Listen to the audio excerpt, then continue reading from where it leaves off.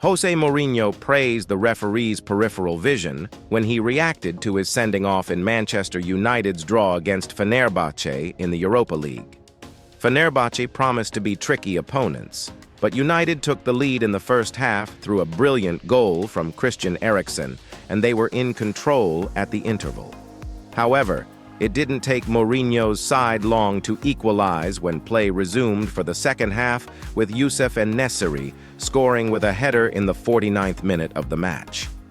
Mourinho urged Fenerbahce's fans to get behind his team at his box office pre-match press conference, and the Shukru Saracoğlu Stadium came alive following En-Nesyri's equalizer, which might have contributed to the rush of blood to his head when a penalty appeal was waved away. Fenerbahce's coaching staff sprung up in unison when Manuel Ugarte made a tackle in the box, but the referee didn't entertain the strong penalty appeals, which was the correct decision. Mourinho was shown a red card for his reaction and sent to the stands. He spoke to TNT Sports after the final whistle and said, "I don't want to speak about it. The referee, told me something incredible. He told me that at the same time, he could see the action in the box and my behavior on the touchline. I congratulate him because he is absolutely incredible. His peripheral vision during the game, 100 miles per hour, and he had one eye on the penalty situation and one eye on the bench. That is the explanation he gave me, and that's why he's one of the best referees in the world. I watched the incident, and I don't want to speak about the incident." Mourinho added, "They got a point against us, not us against them. We played amazing, and I told the players if we play like this in the Turkish league, then we will destroy everything. We played against a team who is at a superior level than us. The Premier League has more quality and intensity, more pace and everything, so I think my boys did an amazing match. Probably in England, people will talk about 2 or 3 players for Man United who didn't play, but you don't know how many didn't play for us. We had 4 players out of the Europa League licked. We also had injuries, and we finished the game with players out of position. It was a crazy puzzle, but our performance was extraordinary. Onana made 2 incredible saves in our fantastic initial period because we started so well and they scored from the situation that we knew they could hurt us from. But I thought we delivered a phenomenal performance. United have now drawn all 3 of their games in the Europa League phase and are currently sitting outside of the automatic straight to round of 16's qualification places. A picture can paint 1,000 words, and Ahmad didn't look happy when preparing to enter the pitch during Manchester United's game against Fenerbahce on Thursday night. Ahmad was pictured standing on the touchline, waiting to be substituted on, with a glum look as René Hake, Ruud van Nistelrooy, and Andreas Georgsson tried to G him up. There were just minutes of the match remaining, and Ahmad was clearly irked at not starting and then being overlooked for Antony when Marcus Rashford was replaced in a surprising decision.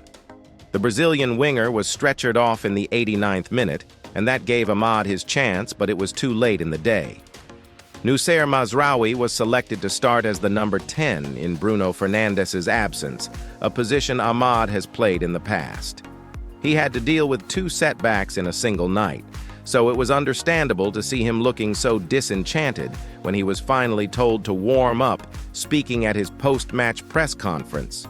Ten Hag explained his decision and said, "For Ahmad, he is doing well, but we have to reward the performances of Antony in training. He is a threat almost every training, so I felt in that moment to bring him to decide the game. But Ahmad, you saw he had 1 or 2 actions, very pleased with all the effort and most of the players, the quality.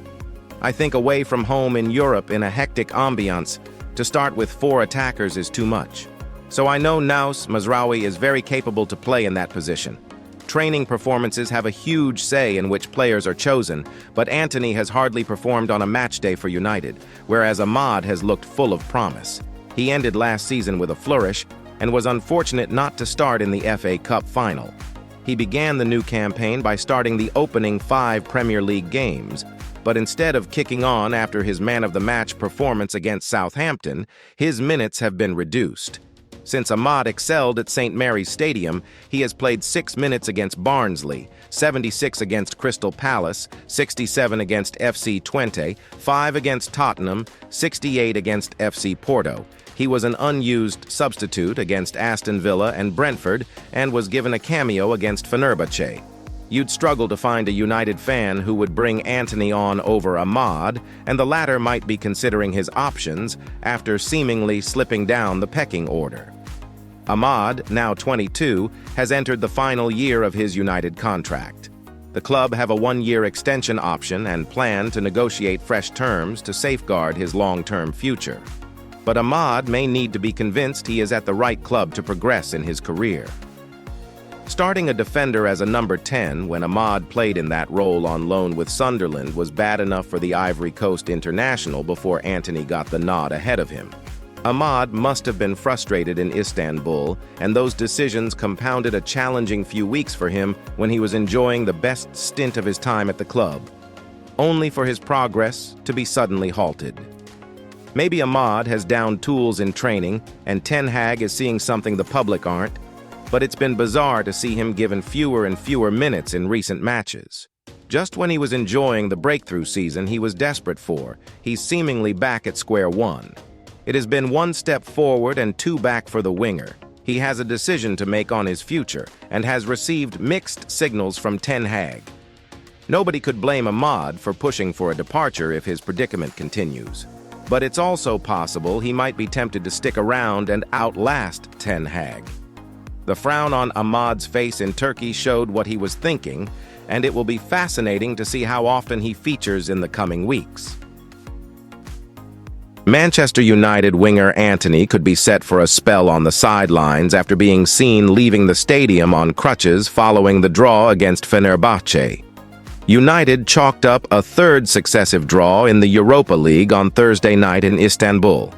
Jose Mourinho's side ensured that Erik Ten Hag and his players have not tasted victory in the competition for 12 months. And there was further bad news after the final whistle. Antony only came on as a 73rd minute substitute for Marcus Rashford, but had to be withdrawn 16 minutes later for Amad Diallo. The problem initially appeared innocuous, but the Brazilian appeared in some discomfort and signaled to the bench that he needed replacing. A stretcher was brought onto the pitch to take the former Ajax man off, and he was later seen using crutches and wearing a protective boot on his left leg as he went through the media mixed zone on the way to the United coach. Antony has contributed just 1 goal in 5 appearances across all competitions this season, but Ten Hag can hardly afford any more injuries. The Dutchman later found himself having to defend his decision to introduce the 24-year-old ahead of Ahmad, a call which angered some fans on social media, saying Antony had been training very good. Antony has just 12 goals and 5 assists in 86 matches for United since Ten Hag oversaw an £86 million transfer to land him from his former club Ajax.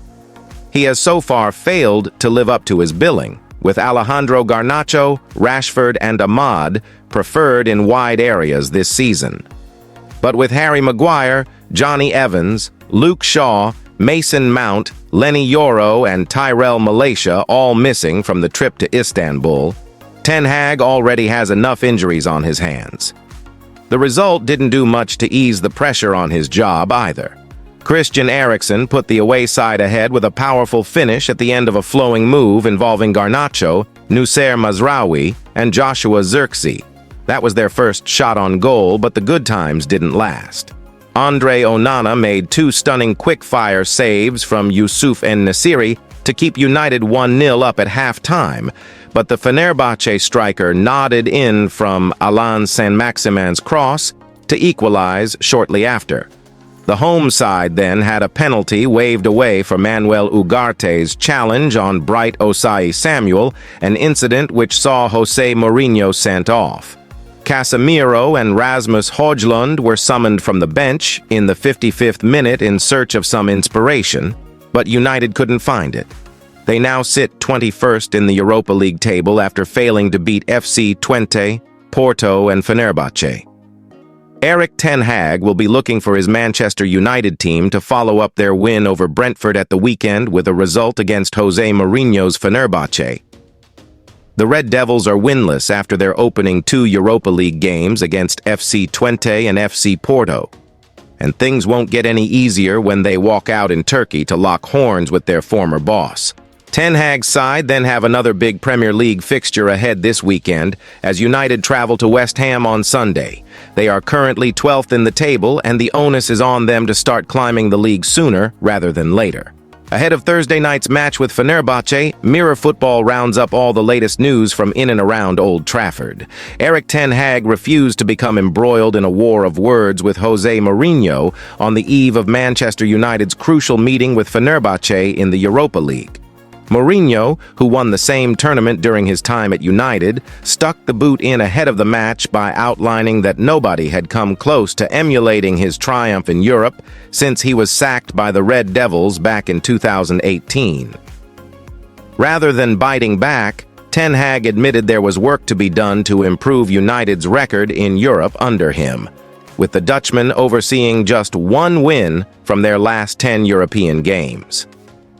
The Glazer family are among the prospective bidders looking to acquire one of the 8 franchises in the 100. Chelsea director Jonathan Goldstein is also one of the high-profile names who has registered interest via the Rain Group, as reported by The Telegraph.